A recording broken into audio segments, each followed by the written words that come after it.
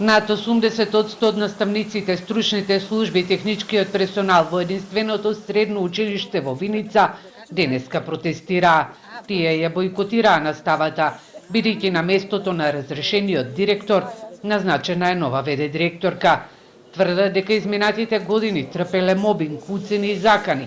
Побараа градоначалникот да ја повлече одлуката за новата директорка. Ние како колектив со над 80% одлучивме да бойкотираме настава за нерегуларна смена на директорот, но уште поголема причина за револт е назначувањето на лице против кое што се водат активни постапки за мобинг кон вработените од Државниот просветен инспекторат констатираше дека трпиме константно насилство, мобинг, уцени, притисоци и закани.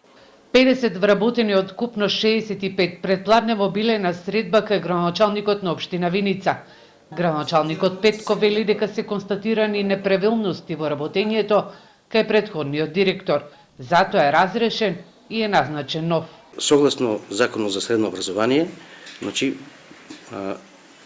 назначуваме нов ВД директор, но не подолго од 6 месеци, и тоа кандидат кој што ги исполнува сите услови за директор според Законот за средно образование.